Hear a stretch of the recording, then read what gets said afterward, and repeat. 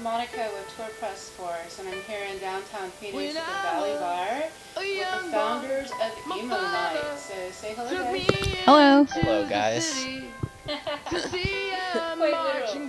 So, how did Emo Nite come about? I had heard something like you were throwing a party one night, and then this was kind of organically grew out of it. That's true. Well, TJ and I actually were at a friend's birthday party, and we did dashboard confessional karaoke together, and then decided that we should get all of our friends together and play all the songs that we love that are like Dashboard and Taking Back Sunday. I just said Taking Back Tuesday, and Brand New and all those kinds of bands that we love. And so we threw one at a bar called The Shortstop, and then realized that there were many more people just like us who wanted to kind of like share the same experience, and so we had to kind of, you know, move to a bigger venue and all that. Los Angeles.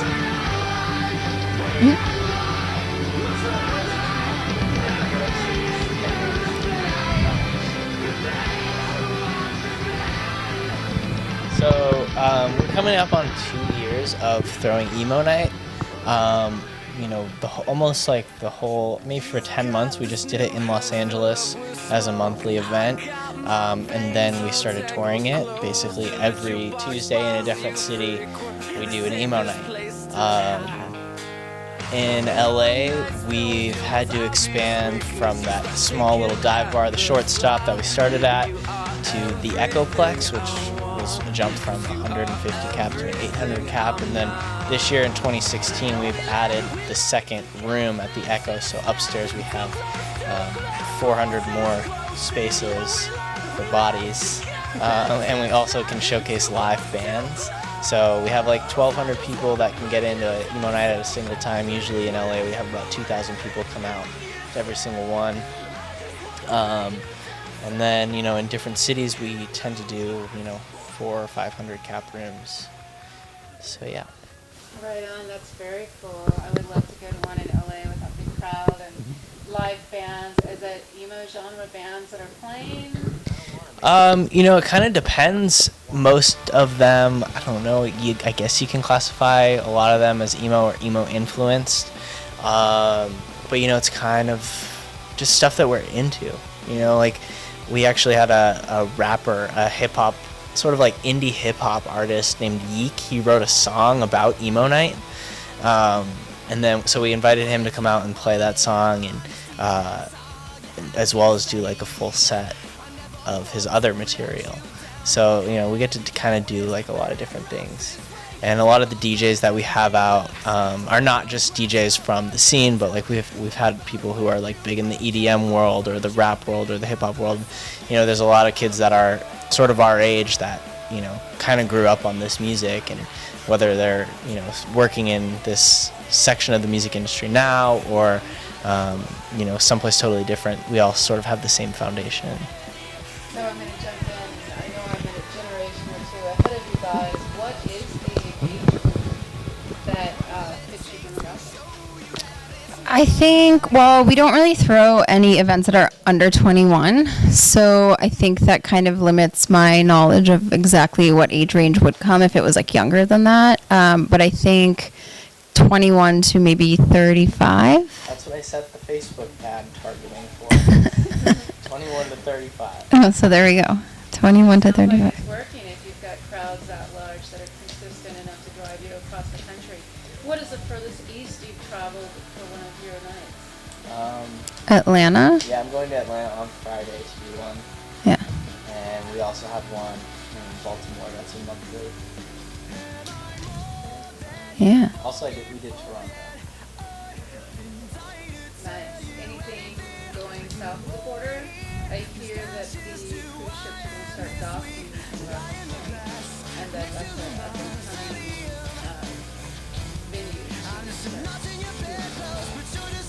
Spring break. We just might. Yeah. Okay. So, let's see, what else do we want to tell people about Emo Nite?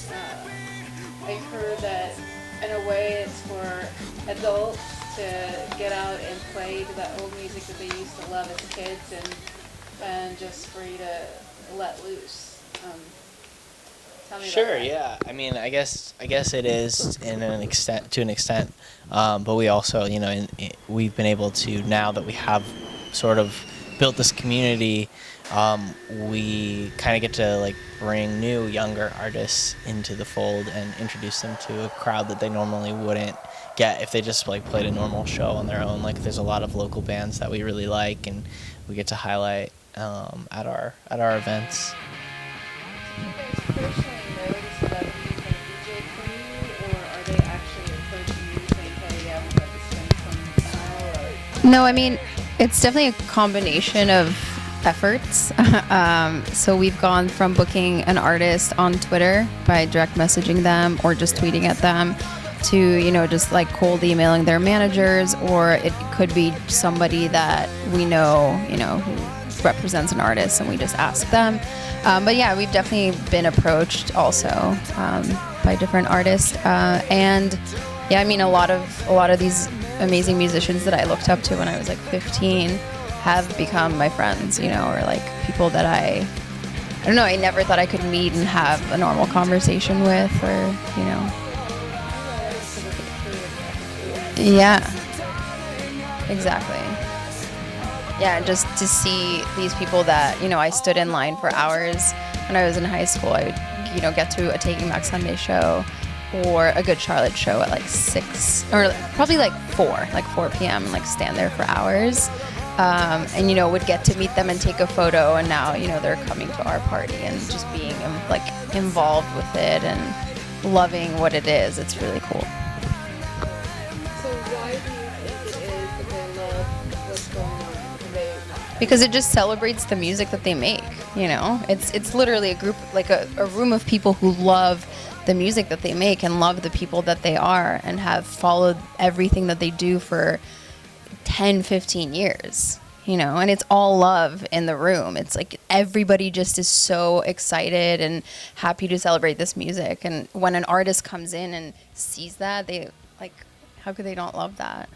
And I think a lot of it has to do with the way we approached the event too. It was, from a place of like complete love and passion as fans. We never intended to start a night to sell tickets or like, be promoters or anything like that. We don't do other events and concerts. Like, we do this because we love it and we love the music and the community and the bands. And I think like, we put a lot of passion and energy into what we do. It's not just like, we put up some sort of generic same flyer every single month or every single event. It's like we take the time to make a party that we would want to go to, ourselves as fans of the genre of music.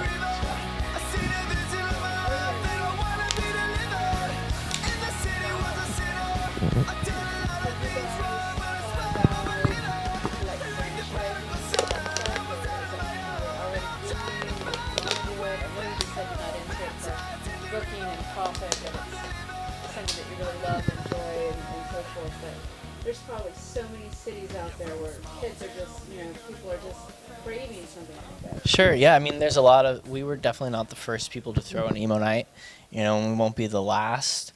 I think, kind of goes back to the last thing that I said, like, there's a reason why our party has sort of become like the one that people look to, and I think it's because we take a lot of care, with our brand and, putting together the party that we want, and that's kind of the most precious thing to us. It's like, we don't make records. We're not a band. We're not like making, we're making experiences for people. I don't know. I mean, for us to sort of like relinquish the reins on a party, it's like really hard to do. It's a lot more than just like an email to be like, oh, hey, you're interested in throwing an Emo Night? Here's a bunch of Sad as Fuck balloons. It's like, there's a lot more that goes into it with, how we present ourselves on social media, how we, curate the playlist, sort of like our general philosophies about, the artists and the DJs and what the overall vibe is. You know, we do like the one in Baltimore. It was like our friends in the band Have Mercy who approached us about doing an emo night, but they wanted to do it like with our branding, like and have our blessing to do like official emo night in Baltimore. So that's the closest thing we have to like a franchise. But you know, we sort of guide them through it step by step, and they're on their like third or fourth one, and it just keeps selling out and growing, which is really cool to see. So yeah, I mean, it's definitely not out of the question, but I think we're just like very careful and protective of what this is and what we've built and who we can sort of trust to do it the right way. So. Definitely. Is there anything else you'd like to share, put out there? Is there anything big coming in 2017? Any changes to anticipate? Or? There's a lot of stuff in the works, and especially this week or over the next couple weeks. Our 2-year anniversary is coming up, December 6th in LA at the Echo and ECHOPLEX. Probably be the biggest show we've done so far. A lot of surprises. We haven't announced the lineup yet, but that is coming out very soon. You know, a lot of stuff in the works right now, but it's all exciting and cool. Hello there, the angel from my nightmare, the shadow in the background, more the unsuspecting victim of darkness in the valley. We can live like Jack and Sally if we want, where you can always find me. And we'll have Halloween on Christmas, and in the night we'll wish this never ends. We'll wish this never ends.